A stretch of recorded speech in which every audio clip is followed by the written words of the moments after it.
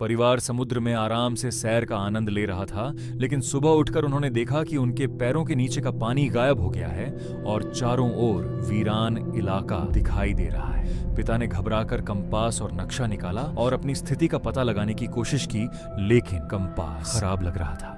तभी बेटा 2 बड़े केकड़े लेकर आया। केकड़ों को देखकर मां सदमे से जम गई। ये केकड़े गहरे समुद्र के जीव हैं जो आमतौर पर 500 मीटर या उससे अधिक की गहराई में ही पाए जाते हैं। क्या गहरा समुद्र भी सूख गया था? पिता ने नौका से बैटरी निकाली और रेडियो को ठीक कर लिया। उन्होंने तुरंत बचाव चैनल पर कॉल किया। हैरानी की बात यह थी कि कॉल लग गया, लेकिन दुर्भाग्य से दूसरी तरफ कोई बचाव संगठन नहीं, बल्कि गॉडैन नाम का एक गहरे समुद्र का खोज करता था। गॉडैन ने अपने पिता को बताया कि वह भी समुद्र तल पर फंसा हुआ है। थोड़ी बातचीत के बाद पिता को आखिरकार एहसास हुआ कि वे वास्तव में अपनी मूल जगह से हिले नहीं थे। समुद्र का पानी गायब हो जाना पृथ्वी के चुंबकीय ध्रुवों के अचानक उलट जाने के कारण हुआ था, जिससे ज्वार भाटे की दिशा बदल गई और बड़ी मात्रा में समुद्री पानी दूसरी जगह चला। डॉग एग ने उन्हें यह भी बताया कि वर्तमान ज्वार भाटे की गति के आधार पर समुद्री पानी 7 दिनों में अपनी मूल स्थिति में वापस आ जाएगा। उन्हें शरण लेने के लिए किसी ऊंची जगह की तलाश करनी। हालांकि निकटतम तट 500 किलोमीटर से अधिक दूर, जहां 7 दिनों में पैदल पहुंचना असंभव था। जिस पनडुब्बी में डॉग एग केवल 200 किलोमीटर दूर थी और डॉग एग घायल था और उसे नर्स के रूप में अपनी मां की मदद की जरूरत थी। इसीलिए पूरा परिवार डॉग एग के स्थान की ओर जाने की तैयारी करने लगा। जब वे सामान इकट्ठा कर रहे थे, तभी अचानक दूर से एक आकृति दिखाई दी। पिता ने अनुमान लगाया कि वह व्यक्ति शायद पास के किसी जहाज का जीवित बचा हुआ व्यक्ति होगा, जो शायद मदद मांग रहा हो, और उन्होंने उसे पानी की एक बोतल दे दी। अप्रत्याशित रूप से पानी पीते ही उस व्यक्ति का चेहरा अचानक बेहद भयानक हो गया और उसने तुरंत पिता पर हमला। अपने पति पर हमला होते देख मां दौड़ी, लेकिन उस आदमी ने उसे रोकने का मौका भी नहीं दिया और जमीन से एक तीर उठाकर पिता पर वार कर दिया। मां डर के मारे कांप उठी और भागने लगी, लेकिन उस आदमी ने तीर फेंककर उसके कंधे पर वार कर दिया। वह जल्दी से नौका पर लौटा, दरवाजा बंद कर दिया और दोनों बच्चों को एक डिब्बे में छिपा दिया, जबकि वह आत्मरक्षा के लिए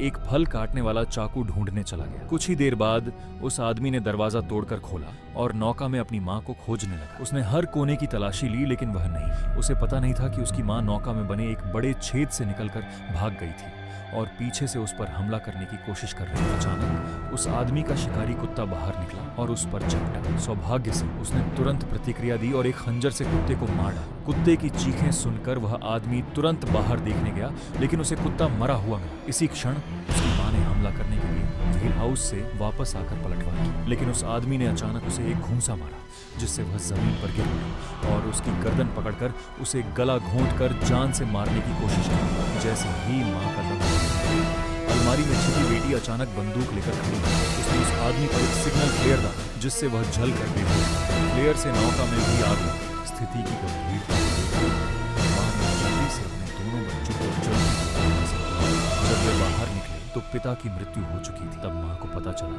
कि वह आदमी भी भाग गया था। उन तीनों के पास भागने के अलावा कोई चारा नहीं था। वे कुछ देर तक जंगल में बेतहाशा भागते रहे।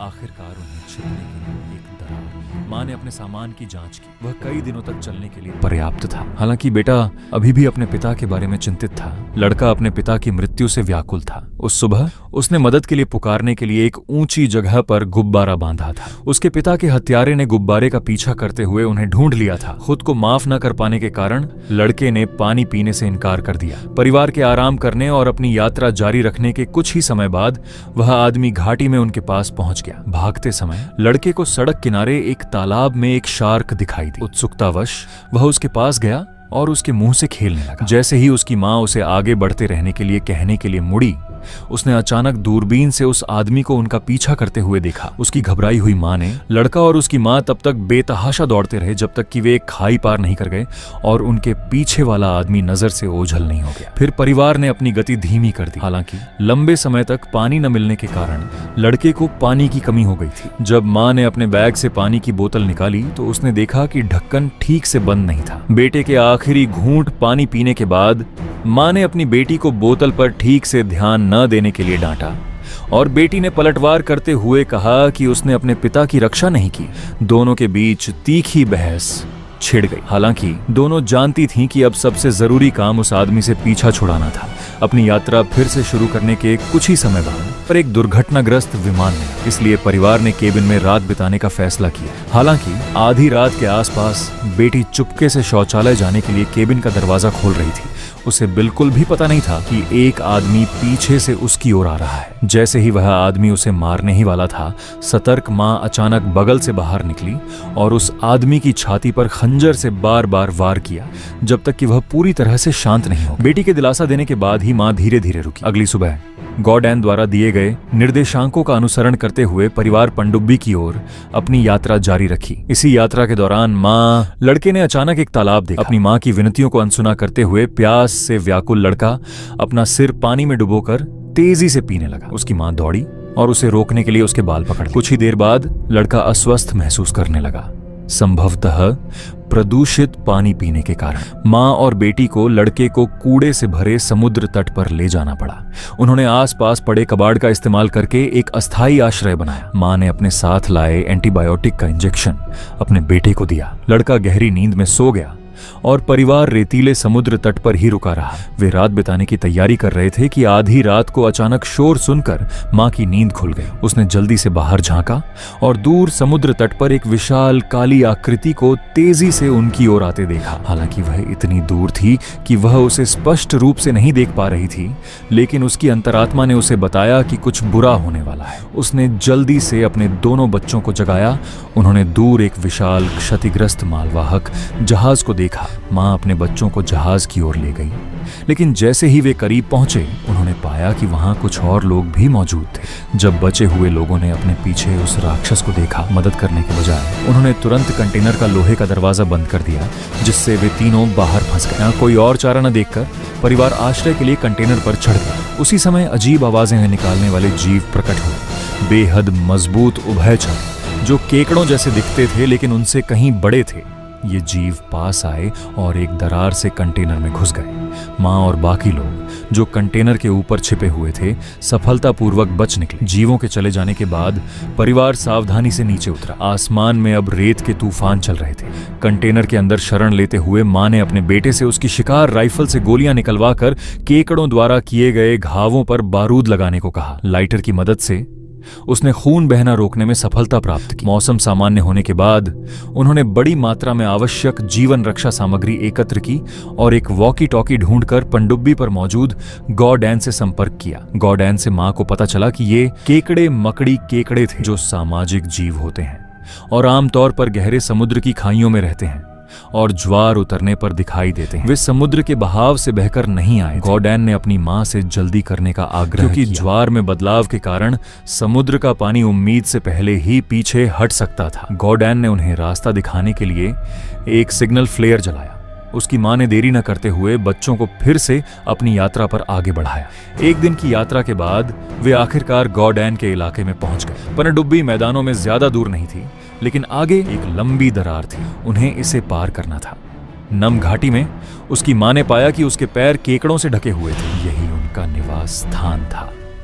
सौभाग्य से केकड़े दरारों में छिपे हुए थे, लेकिन जीवित रहने के लिए उन्होंने बाकी सब कुछ नजरअंदाज कर दिया और इस खतरनाक इलाके को जल्द से जल्द पार करना चाहा। हालांकि जैसे ही वे सावधानी से घाटी को पार कर रहे थे, अचानक एक विशाल चट्टान उनके ऊपर गिर पड़ी। अफरा तफरी में मां ने अपने दोनों बच्चों को रास्ते से हटा दिया, लेकिन वह खुद चट्टान के नीचे दब गई और हिल भी नहीं पा रही थी। चट्टान के गिरने की आवाज से नीचे के केकड़े जाग उठे और पूरी घाटी पल भर में भयावह हो गई। एक कोने में फंसी मां ने अपनी शिकार वाली बंदूक से पास आते केकड़ों को भगाया। जैसे ही केकड़े करीब आए, अचानक बाहर से उसकी बेटी की आवाज सुनाई। बेटे ने पूरी ताकत लगाकर चट्टान पर चढ़कर केकड़ों के आने से पहले अपनी मां को बाहर खींच लिया। तीनों अब आजाद हो चुके थे और उन्होंने जरा भी देर नहीं की और तेजी से पनडुब्बी की ओर दौड़े। जैसे ही वे पनडुब्बी के पास पहुंचने वाले थे, गॉडैन खून की कमी से बेहोश हो उसकी मां उसकी मदद के लिए दौड़ी, लेकिन इससे पहले कि वह कुछ कर पाती, गॉडैन को एक केकड़ा खींच ले गया। सोचने का समय न होते हुए उसने तुरंत अपने दोनों बच्चों को लिया और पनडुब्बी के अंदर छिप गई। खिड़की से वे देख सकते थे कि केकड़ों ने पनडुब्बी पर हमला करना शुरू कर दिया था और वे किसी छोटे छेद से अंदर घुस सकते थे। इसी नाजुक क्षण में बेटे ने पनडुब्बी के बाहर एक नीली दीवार देखी। खोया हुआ समुद्री पानी आखिरकार लौट आया था। माँ ने जल्दी से अपने दोनों बच्चों की सीट बेल्ट बांध। जैसे ही तीनों सुरक्षित हुए, पनडुब्बी जोर से हिलने लगी। एक शक्तिशाली सुनामी के साथ पूरी पनडुब्बी पश्चिम की ओर बह गई। कुछ समय बाद माँ आखिरकार बेहोशी से जागी। खिड़की के बाहर का दृश्य देखकर वह स्तब्ध रह गई। तीनों बाहर देखने गए तो पाया कि सुनामी उन्हें वापस किनारे पर बहा ले। कभी चहल पहल से भरे ऊंचे ऊंचे भवन अब खंडहर बन चुके थे। उसने अपने दोनों बच्चों को गोद में लिया हुआ था और सामने फैले विशाल निर्जन क्षेत्र को निहार रही थी। वीडियो देखने के लिए धन्यवाद।